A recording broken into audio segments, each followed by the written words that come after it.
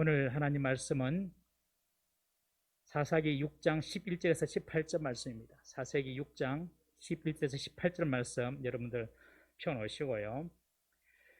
지금 우리가 사사기서를 계속 살펴보고 있는데 네 번째 여사사 드보라가 지나가고 다섯 번째 기드온에 의해서 보고 있습니다. 네 번째 여사사 드보라가 사는 동안 40년 동안 이스라엘에 평안이 지속됐습니다.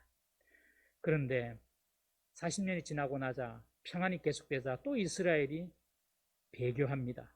배교해서 하나님을 떠나고 우상을 숭배합니다. 참 이스라엘은 이런 습관적이고 고질적인 그런 죄를 갖고 있었어요. 힘들고 어려우면 주님을 찾다가 안 찾는 분도 계세요. 그런 분들은 정말 대단한 분 같아요. 힘들고 어려워도 안 찾아요. 그냥 믿음이 없습니다. 믿음이 없다고 생각하시면 돼요. 우리가 더 이상 미사 요구 필요가 없어요. 힘들고 어려워도 안 찾아요. 믿음이 없는 사람입니다. 그런데 믿음이 있으면 그래도 힘들고 어려우면 찾습니다. 주님을 찾아요.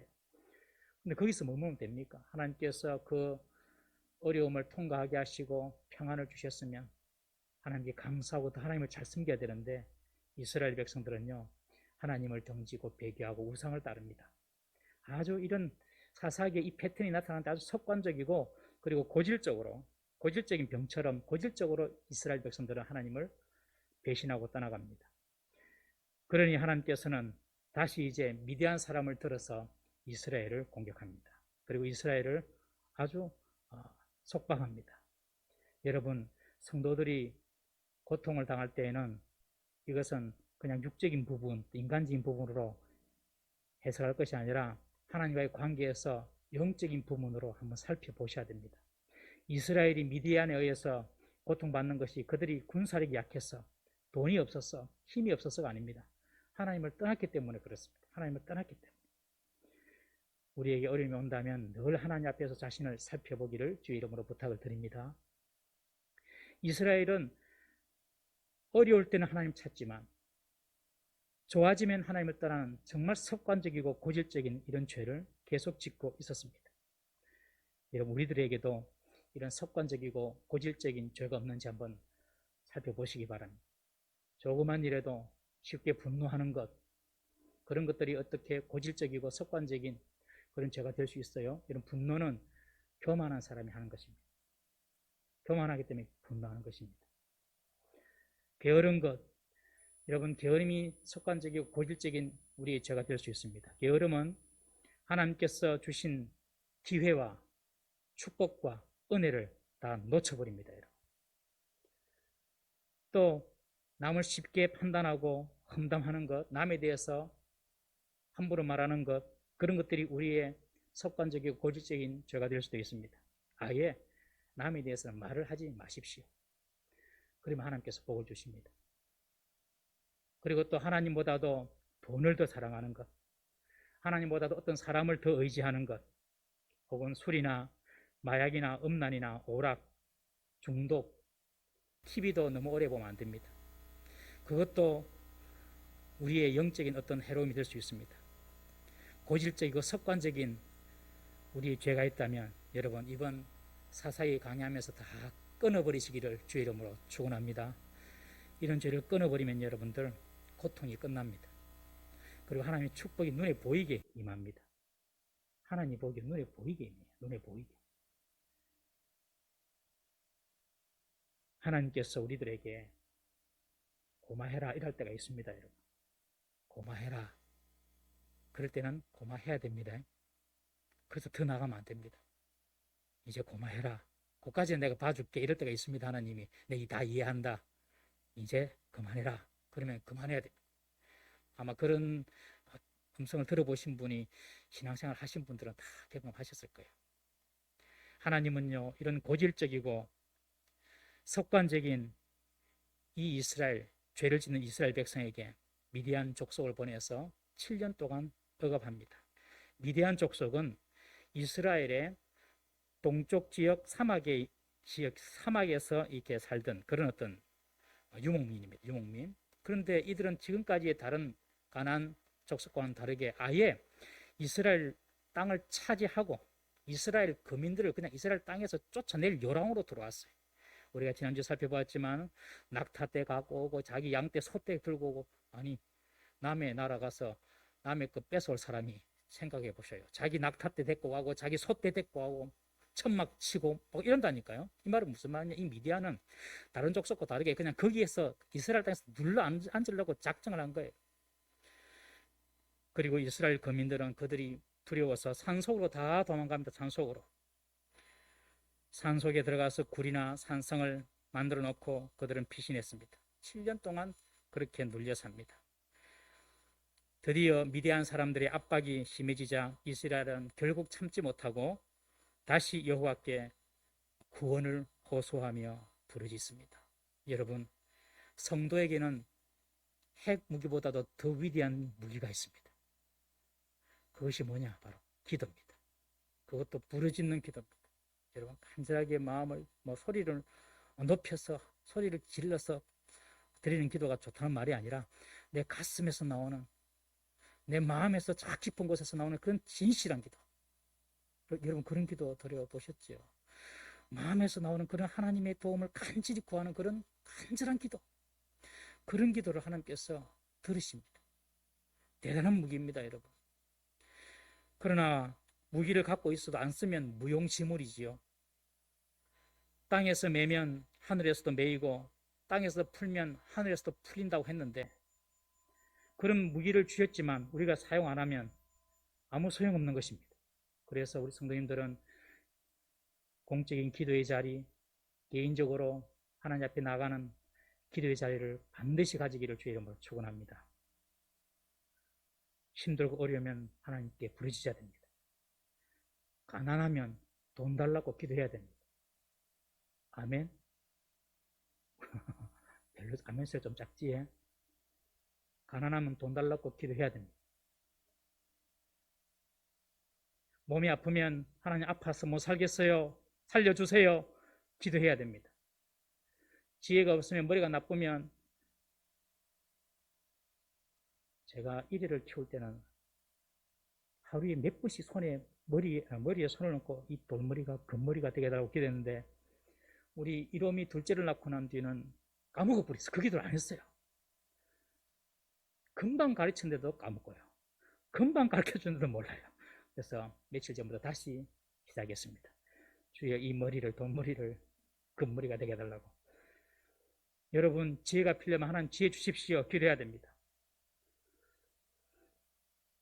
힘들고 어려울 때에 하나님께 부르짖어야 돼요. 오늘 우리 준영이가 드럼을 쳤는데, 우리 준영이가 서울의 가천대학교 음대 합격했고요. 장학생으로. 그리고 또 서울의 장신대학교, 좋은 학교입니다. 거기도 합격했습니다. 근데 지가 가고 싶은 데는 부산대학교입니다. 나는 부산에 있었으면 좋겠습니다. 서울 가지 말고 부산에 있었으면 좋겠어요. 뭐 청년부터 지금 부흥시켜야 되는데, 지금 한 사람이 너무너무 소중한데, 그런데 부산대에는 4번입니다. 4번, 후보 4번. 4명이 나가야 지가 되는 거예요. 준영아, 오늘 밤에 부르짖어라. 여러분들 생각할 때 하나씩 걷어주세요. 기도를 하나씩 한마디씩 걷어주세요. 여러분, 우리가 힘들고 어려울 때 하나님께 반드시 기도해야 됩니다.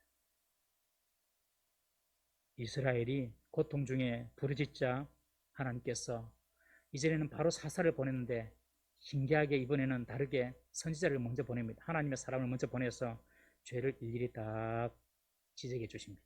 워낙 말귀를 못 알아들으니까 딱딱딱 먼저 말씀으로 지시해 주세요. 기분 나쁘죠? 자기 단점 드러내면 기분 좋을 사람 어디 있겠습니까? 그러나 내 귀에 쓴 것이 나를 살리는 것입니다, 여러분. 분명한 것입니다. 왜 이스라엘이 이렇게 미디안으로부터 압제받고 사느냐? 다 가나안을 다스려야 할 이스라엘이 왜 이렇게 압제받고 사느냐? 하나님의 말씀을 청종하지 않고 불순종했기 때문이다. 여러분, 지난주에도 말씀드렸지만 신앙생활은 절대로 복잡한 것이 아닙니다. 신앙생활은 내 생각 내려놓는 것입니다. 내 고집 내려놓는 것입니다.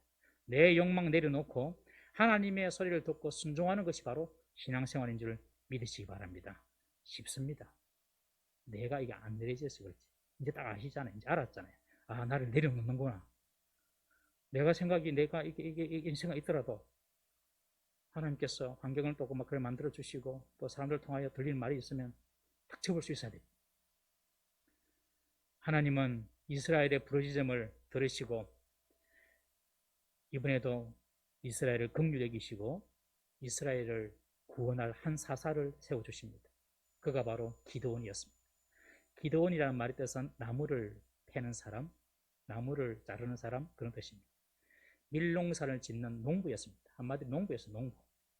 11절 12절 우리 함께 읽어보겠습니다. 11절 12절 시작.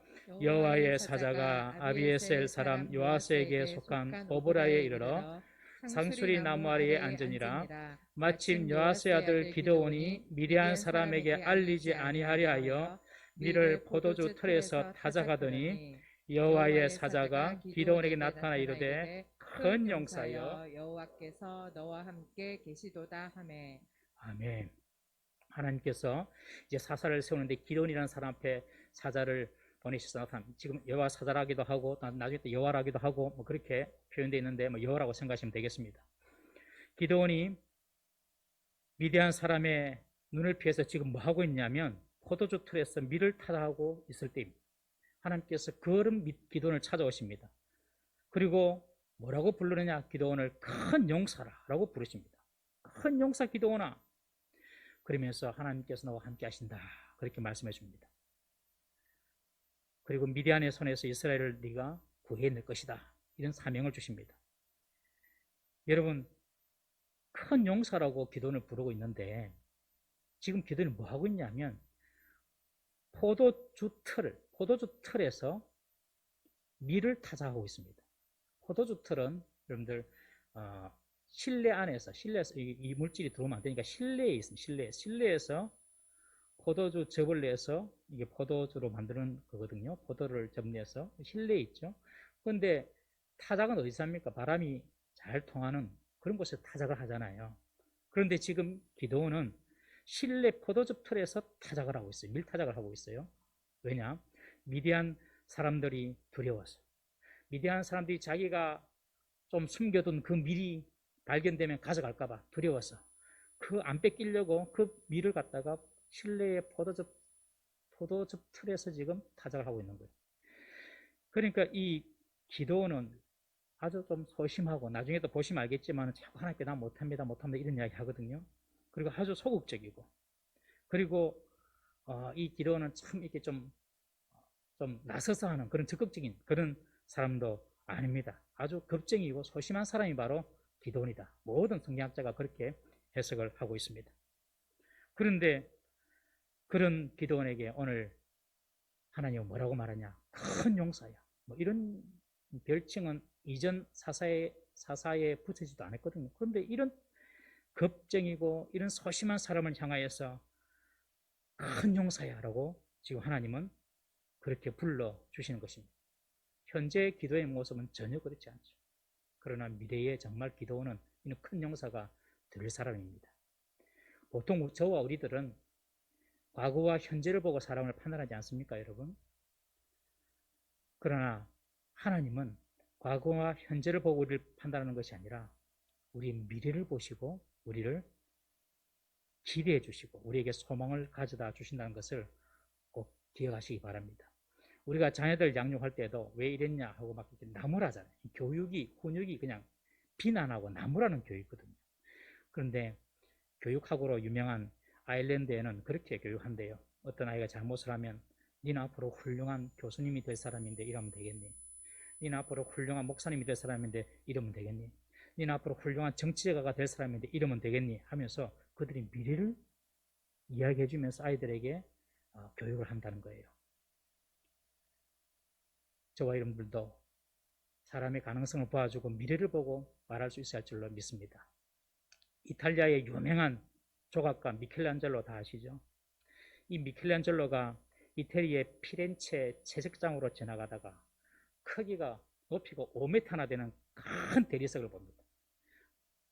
귀퉁이는 부서져 있는 그런 큰 5m나 되는 대리석을 보고 하는 말이 이야 다윗이 저기에 있다. 그런 거예요. 다윗이 저기에 있다. 사람들이 말합니다. 아니 저 대리석은 40년째 지금 방치되는 거라고. 40년 전에 어떤 이상한 조각가 해가지고 막 뭐 해보려고 그러다가 실패해가지고 그냥 책상에 그냥 채적장에 그냥 이렇게 방치해 놓은 거라고. 방치한 지 40년 됐다고. 근데 저기서 뭐가 나온다고? 이 미켈란젤로는 그 대리석을 보고 다윗이 나온다. 이런 이야기 하는 거예요. 미켈란젤로는 40년 동안 방치된 그 대리석을 가지고 와서 돌을 다듬고 깎아서 위대한 다윗상을 만듭니다. 그 그림이 이 그림입니다. 한번 띄워주시겠습니까? 이 그림. 이태리 가면 볼 수 있습니다. 저도 아직 안 가봤습니다. 아무도 그들도 보지 않았던 돌이지만 이 미켈란젤로는 미래를 보는 눈을 갖고 있었어요. 이런 눈이 있어야 됩니다. 여러분, 예수님도 사람을 보실 때 늘 미래를 보아주십니다. 현재의 실수, 과거를 보는 것이 아니라 미래를 보아주십니다. 우리 요한복음 13장 36절에서 38절 다 같이 한번 읽어보겠습니다. 시작. 시몬 베드로가 이르되 주여 어디로 가시나이까? 예수께서 대답하시되 내가 가는 곳에 내가 지금은 따라올 수 없으나 후에는 따라오리라. 베드로가 이르되 주여 내가 지금은 어찌하여 따라갈 수 없나이까? 주를 위하여 내 목숨을 버리겠나이다. 예수께서 대답하시되 내가 나를 위하여 내 목숨을 버리겠느냐? 내가 진실로 진실로 내게 이르노니 닭 울기 전에 내가 나를 부인하리라. 네가 세 번 나를 부인하리라. 만약에 예수님께서 베드로가 자기를 부인하는 그 장면만 그리고 그 상황만 알고 계셨다면 베드로는 훌륭한 제자가 될 수 없었겠죠. 그러나 예수님께서는 베드로의 그 미래를 아셨어요. 지금은 비록 네가 나를 따라올 수 없지만 후에는 네가 나를 따라올 수 있을 거야. 예수님이 현재만 보고 사람을 쓰셨다면 아무도 예수님의 제자가 될 수 없었습니다. 예수님을 믿는 사람을 잡아 죽였던 사울도 마찬가지입니다. 사울도 결국엔 예수님을 처음에는 예수 믿는 사람을 잡아 죽였지만 나중에는 정말 신실한 사도가 되지 않습니까, 여러분? 제가 일전에도 말씀드렸죠. 하버드 대학생들이 가장 많이 듣는 말이 무슨 말이냐고. 혹시 기억하십니까? 제가 한 1년 전에 한 것 같은데. 하버드 대학생들이 조사를 했는데 가장 많이 듣는 말이 이 공부 열심히 해라 이 말이 아니랍니다. 그런 말은 아예 듣지도 않고 자랐어요. 이런 말입니다. 너 앞으로 잘 될 거야. 모든 것이 너에게 잘 될 거야. You will be okay. Everything is going to be okay. You will be okay. 이런 어떤 미래에 대한 희망과 믿음과 긍정적인 소망의 말을 많이 들었다는 거예요. 그러니까 그 아이들이 때로는 공부하면서 지치고 힘들 때 다시 난 잘할 수 있으니까 하고 다시 힘을 내어서 공부를 할 수가 있었던 것입니다. 여러분, 미래를 볼 줄 아는 축복이 저와 여러분들 있기를 바랍니다. 미래를 보는 눈이 열려야 됩니다. 혹시 여러분들에게 여러분들을 좌절하게 하고 여러분들의 미래를 부정적으로 말하는 소리를 들어본 적이 있습니까? 넌 안 돼. 너는 이래서 안 돼. 네 미래는 별 볼 일 없을 거야. 여러분, 그런 이야기에 너무 마음 쓰지 마십시오. 우리의 미래는 하나님의 손에 있음을 믿으시기 바랍니다. 하나님의 손에서 우리의 미래가 빚어지는 것입니다. 지금 기도원은 큰 용사의 자질이 보이지 않습니다. 그냥 소심하게 급쟁이로 포도즙을 만드는 접틀에서 밀타작이라 하는 그런 사람이었습니다. 그러나 하나님은 네가 큰 용사가 될 수 있을 거야. 기도는 이렇게 미래의 큰 용사가 될 수 있는 비결이 무엇입니까, 여러분? 이어서 하는 말입니다. 하나님이 너와 함께 하신다. 하나님 함께하는 사람. 이 사람을 누가 이기겠습니까, 여러분? 왜 기도원이 큰 용사가 됩니까? 하나님께서 함께 하시기 때문에. 왜 하나님께서 함께 하시는 사람이 큰 용사가 될 수 있습니까? 하나님이 큰 용사이기 때문에 그렇습니다. 우리 출애굽기 15장 3절 말씀 한번 읽어보겠습니다. 시작. 여호와는 용사시니 여호와는 그의 이름이시로다. 하나님이 용사시니 하나님이 함께하는 기도원도 급쟁이 기도원도 용사가 되는 것이죠.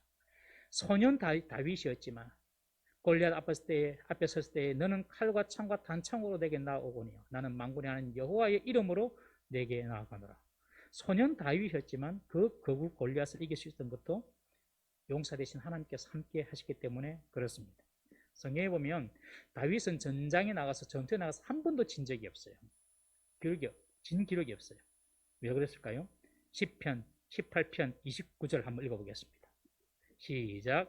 내가 주를 의뢰하고 적군을 향해 달리며 내 하나님을 의지하고 담을 뛰어 넘나이다. 10편 44편 5절 읽어봅니다. 시작.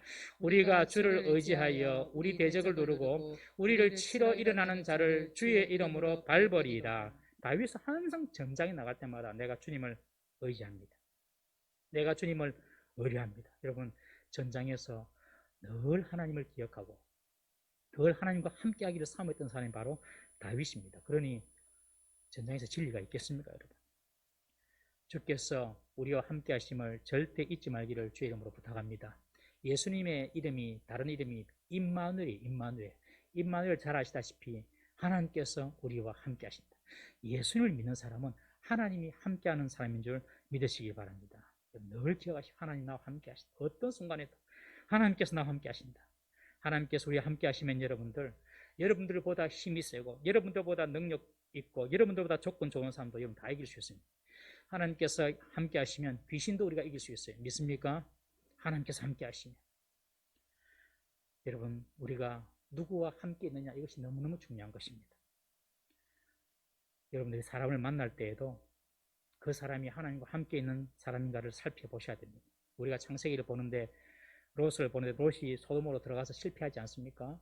나중에 또 더 큰 실패를 하게 되는데 롯은요, 소돔의 풍부한 물을 보고 들녘을 보았지만은 롯은 소돔 사람이 하나님 앞에서 악한 것을 보지 못했어요. 하나님이 함께하지 않는 사람과 함께한 거예요. 유다의 아마시아 왕, 우리가 지금 역대기하를 하고 있는데 유다의 아마시아 왕이 에돔을 칠 때에 군사 30만 명을 모읍니다. 그런데 자기들 군사로 하면 이 에돔을 칠 수 없을 것 같아서 북이스라엘에 은 100달란트를 주고 북이스라엘 사람 용병 10만 명을 사서 데리고 옵니다. 그때 하나님의 사람이 아마시아 왕에게 이런 말합니다. 역대하 25장 7절 말씀 한번 읽어보겠습니다. 시작. 어떤 사람의 하나님의 사람이 아마시아에게 나와서 이르되 왕이여 이스라엘 군대를 왕과 함께 가게 하지 마옵소서. 여호와께서는 이스라엘 곧 에브라임 자손과 함께 하지 아니하시나니. 이스라엘 에브라임 자손과 하나님은 함께 하지 않습니다. 이 이스라엘 북이스라엘 말합니다. 왜 왕은 하나님께서 함께하지 않는 저 북이스라엘 사람과 함께하는 이겁니다. 여러분, 우리가 사람을 볼 때 뭘 봐야 됩니까? 우리 앞으로 자녀들이 결혼도 하고 사람도 만나야 될 텐데 우리 부모로서 우리는 뭘 봐줘야 됩니까? 용모를 보겠습니까? 돈을 보겠습니까? 능력을 보겠습니까? 여러분, 이것도 중요하죠. 필요합니다. 그것도 보지 말라는 말이 아니에요. 그러나 가장 본질적이고 중요한 거, 저 사람에게 하나님이 함께 하시는 거, 그거 보셔야 됩니다. 지금 저 사람이 하나님께서 함께 하시는 사람인가? 저 사람이 하나님을 찾고 하나님을 갈망하는 사람인가? 꼭 그거 보시기를 부탁을 드립니다. 여호와의 사자가 나타나서 기드온에게 큰 용사라고 부르며 여호와께서 함께 하신다고 말할 때 기드온은 뭐라고 대답합니까? 우리 13절 한번 읽어보겠습니다. 13절입니다. 시작. 기드온이 그에게 대답하되 오 나의 주여 여호와께서 우리와 함께 계시면 어찌하여 이 모든 일이 우리에게 일어났나이까? 또 우리 조상들이 일찍이 우리에게 이르기를 여호와께서 우리를 애굽에서 올라오게 하신 것이 한 그 모든 이적이 어디 있나이까? 이제 여호와께서 우리를 버리사 미디안의 손에 우리를 넘겨주셨나이다 하니. 기드온의 불평이 나옵니다. 하나님께서 우리가 함께 하신다면 지금 미디안이 우리 이 땅을 지배하고 우리가 지금 산으로 쫓겨가고 이런 일이 생깁니까? 지금 출애굽할 때면 기적 많이 베풀었다 하는데 그 출애굽의 기적이 지금 어디 있습니까? 하나님 우리를 버렸지요. 지금 기드온은 하나님께 정말 서슴한 것이 많고 하나님의 일처리에 대해서 불만이 많았던 것 같습니다. 하나님이 함께 하신다면 하나님의 기적으로 미디안 좀 쉽게 물리쳐 줄 수 있잖아요 하면서 지금 여호와의 사자에게 원망하며 불평하며 푼념을 토하고 있는 것입니다. 여러분, 불평을 많이 하고 불만이 가득한 사람 만나면 기분 좋습니까? 근데 지받고 싶죠, 그죠? 기분 나도 나빠져요. 불평 많고 불만 많이 하는 사람 옆에서는 그냥 이렇게 기분이 나빠져요. 하나님이 불평하는 기도는 얼마나 쥐어받고 싶었겠습니까? 출애굽한 이스라엘 백성들이 광야에 다니면서 하나님께서 반석을 통하여 물도 주고 하늘에 만나를 통하여 만나도 내려주고 이거 한 번 두고 먹고 조금 시간이 지나가니까 뭐라고 합니까? 우리 광야에서 우리를 죽이려고 하느냐? 왜 출애굽시켜가지고 거기서는 고기도 먹고 마늘도 먹고 이랬는데 우리를 광야에 이렇게 죽게 만드냐? 물도 없고 마실 물도 없고 이 박한 이 하찮은 이 만나 이거 뭐냐? 하나님께서 주신 것을 이 하찮은 것 뭐냐? 하나님께서 주셨는데 하찮다고 생각하면 하나님께서 가져가십니다. 하나님께서 주신 것을 감사하지 못하면 가져가십니다. 이 하찮은 것, 만나를 보고 하는 말이에요. 이 박한 것, 이게 뭐냐? 그때 하나님께서 어쩝니까? 불뱀을 보내요, 불뱀을. 이런 불만을 하나님 앞에 내고 원망을 하면 하나님께서 불뱀을 보내서 다 그냥 물어버린 거거든요. 하나님께서 그렇게 원망, 불평, 불만을 싫어하시잖아요. 그런데 오늘 기도원이 이 여호와의 사자 앞에서 하나님이 살아계시면 우리가 지금 이렇게 살고 있겠습니까? 불평하고 원망하는데 하나님은 끝까지 응대해 주십니다. 끝까지 말을 들어주십니다. 여러분 우리가 여기서 볼 때의 기도원의 문제를 알 수 있습니다. 기도원의 문제는 기도원만의 문제가 아니라 당시 사사시대 이스라엘 백성의 문제입니다. 무슨 문제입니까? 이스라엘은 잘못한 거 없다는 거예요. 나는 우리는 잘하고 있는데 왜 하나님 우리 버려가지고 우리 고생하냐 이겁니다. 지금 하나님 탓하고 있는 것입니다. 병을 고치려면 처방보다 진단이 중요하죠. 처방보다 진단이 중요한데 지금 진단부터 잘못하고 있는 것입니다. 이스라엘의 문제는 자신들의 죄로 인한 고통인 줄 모르고 하나님께서 우리를 떠나서 이렇다. 하나님 탓으로 돌리고 있는 것입니다. 그러니 하나님께 원망하는 것이죠. 기도원이 이 정도니까 이스라엘 사람들은 어떻겠습니까, 여러분? 여러분, 병 중에 가장 심각한 병이 원인을 모르는 병이랍니다. 원인을 모르는 병. 우리가 우리 자신을 모르는 것이 제일 큰 병입니다, 여러분. 내 자신을 모르는 것이 제일 큰 병이에요. 동의하시죠? 그래서 귀를 그냥 다 열어야 돼. 귀를 다 열고. 뭐라고 말하니까 다 들어야 되는 거예요. 다 듣다가 아니다 싶은 것은 처리내고. 그럼 일단 귀를 열어야 돼. 특별히 하나님 말씀 앞에서 귀를 열어야 돼. 자기가 자기를 제일 모르거든요, 여러분. 제일 몰라요. 저는 중학교 1학년 때 짜장면을 먹고 집에를 가고 있었는데 사람들이 저를 보고 너무너무 마치 저를 아는 사람처럼 저를 보고 다 미소를 지어주면서 가더라고. 나는 모르는 사람인데 저를 보고 웃어주면서 가는 거예요. 들고 가는데 그럼 내가 좀 유명한갑다. 내가 좀 잘생겼는갑다. 완전 자뻑 잘생겼는갑다. 그래가지고 중학교 1학년짜리가 사람들이 왜 지나가면서 나를 이렇게 보면서 웃어주냐고 거울을 딱 보니까 짜장이 여기까지 다 묻어있는 거죠. 짜장. 저는 그 뒤로 뭘 먹을 때 항상 입을 닦으면서 먹습니다. 자기가 자기를 제일 모르는 거예요. 이 기도원이 지금 이스라엘이 이런 고통을 받고 있는 것 하나님 탓 아닙니까? 그렇게 말하고 있습니다. 여러분 많은 경우 내 탓이 많습니까? 하나님 탓이 많습니까? 여러분 우리가 어떤 경우는요 나하고는 전혀 상관없는 없이 당하는 일도 있죠. 타인의 어떤 실수나 타인의 어떤 부주의로 내가 어려움을 처할 수도 있습니다. 그런 경우도 분명히 있어요. 그렇지만 우리가 어떤 공경을 딱 어려움을 당할 때에는 정말 내 탓인지 하나님 탓인지 우리가 한번 생각을 해볼 때 내 탓이 많은지 하나님 탓이 많은지 한번 깊이 한번 돌아봐야 됩니다. 어려움을 당하면 보통 이렇게 말하죠. 왜 하나님 접니까? 왜 접니까? Why me?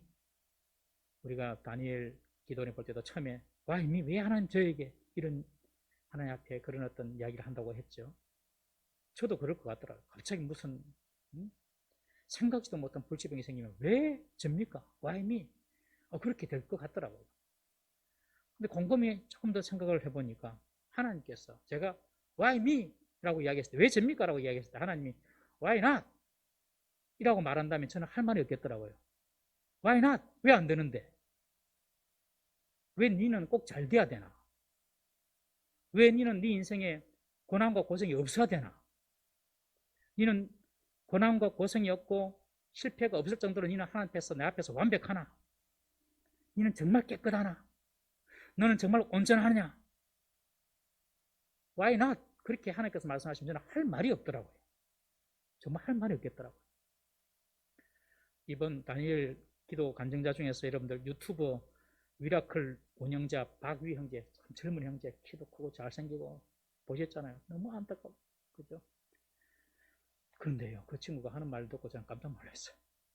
그 말이 정말 더 대단하더라고요. 그 형제가 이렇게 말합니다. 다 들었을 거예요. 내가 술 먹고 건물과 건물 사이에서 떨어졌다 그래요. 아마 발을 헛디뎌서 떨어진 것 같아요. 그런데 저는 내 자유의지로 술을 먹고 필름이 끊겨서 건물과 건물 사이 떨어져서 전신마비가 되었기에 저는 하나님을 원망하지 않습니다. 와, 저는 그 말 듣고 정말 저는 그 친구가 대단해 보이더라고요. 내 자유의지로 죄를 지었기 때문에 이런 전신마비에 이런 고통이 온 것을 가지고 난 하나님께 원망하지 않겠습니다. 여러분, 우리가 지금도 누구 탓, 하나님 탓, 원망하며 불평하며 우리가 하나님 앞에 하소연하고 있는 것은 없습니까? 여러분들의 아내와 여러분들의 남편을 만난 것이 내 문제입니까? 하나님의 문제입니까?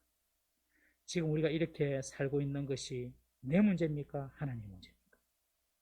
우리가 잘 깨닫고 이 기도원 같은 어리석은 그런 불평은 하지 말아야 할 줄로 믿습니다.